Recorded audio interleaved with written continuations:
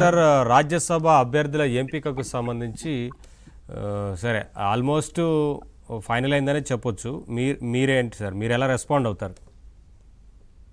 రాజ్యసభ అంటే రాజ్యసభలో స్పెషలిస్టులను తీసుకోవడం అనేది రాజ్యాంగబద్ధంగా వస్తున్నటువంటి ఒక ఆచారం. ఆ స్పెషలిస్టులను కనుక గమనించినట్లయితే ఇందాక గౌరవనీయులు కోటేశ్వరరావు గారు కానీ పెద్దలు సుధాకర్ రెడ్డి గారు కానీ చెప్పినట్లుగా ఒకవైపు సానా సతీష్ గారికి ఇస్తున్నారు అనుకుంటే రెండో వైపు భాష్యం రామకృష్ణ గారితో పాటు, ఎందుకంటే ఆయన పార్టీకి అండర్ గ్రౌండ్ నెట్వర్క్ చేశాడు, ఎన్నో రకాలుగా ఫండ్ ని అరేంజ్ చేయిస్తూ వచ్చారు. పోయినసారి ఆయన టికెట్ కూడా ఆశించారు. ఆయనతో పాటు మన గనక, ఎందుకంటే ఇప్పుడు ఎన్డీఏ గవర్నమెంట్ నరేంద్ర మోడీ గారి సారథ్యంలో రాజ్యసభకు వెళ్ళేటట్టు వ్యక్తులు ఒక మహిళలు కూడా ఇస్తారేమోనని నేను అనుకుంటున్నాను. ఎందుకంటే భారత్ బయోటెక్ కోఫౌండర్ అయినటువంటి శ్రీమతి సుచిత్ర ఎల్లా గారికి కూడా ఛాన్స్ ఉందేమోనని నా యొక్క ఏదైతే నేను పరిశీలిస్తున్నా, నా యొక్క అభిప్రాయం ఏంటంటే సుచిత్ర ఎల్లా గారిని కూడా తీసుకునే అవకాశం ఉంటుంది.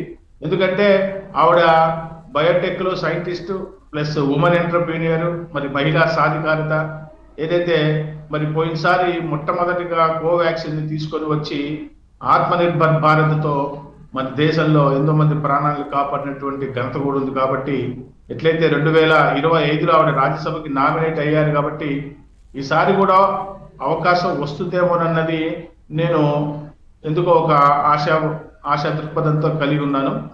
ఇంకో విషయం ఏంటంటే, మరి ఏదైతే యువనేత మరి లోకేష్ గారికి అత్యంత క్లోజ్ గా ఉండే వ్యక్తి, సన్నిహితుడు, మరి ప్రధాన కార్యదర్శి కిలారు రాజేష్ గారి పేరు కూడా ఒకవైపు వినపడుతుంది.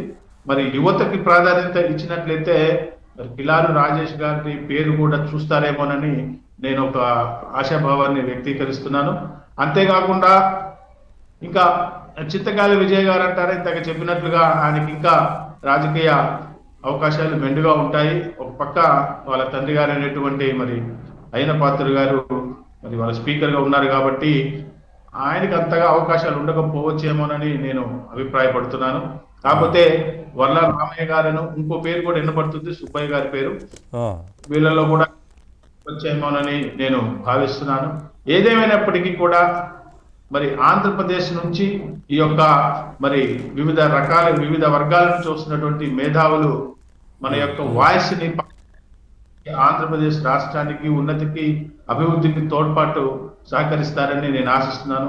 ఒక ఇండస్ట్రియలిస్ట్ గా ఆల్రెడీ లింగమనేని రమేష్ గారికి జనసేన ప్రకటించటము నిజంగా ఒక మంచి ఇదిగా భావిస్తున్నాను. ఎందుకంటే ఒక పక్క ఇండస్ట్రియలిస్టులు ఉండాలి, ఒక పక్క విద్యారంగం, సైన్స్ అండ్ టెక్నాలజీ రంగం నుంచి కూడా ఉండాలి. కాబట్టి విద్యారంగం నుంచి మరి భాష్యం రామకృష్ణ గారికి ఇస్తే, సైన్స్ అండ్ మరి సుచిత్ర ఎల్లా గారికి కూడా ఇస్తారేమన్నటువంటి ఒక అభిప్రాయం అయితే నేను వ్యక్తపరచాలని భావిస్తున్నాను సార్.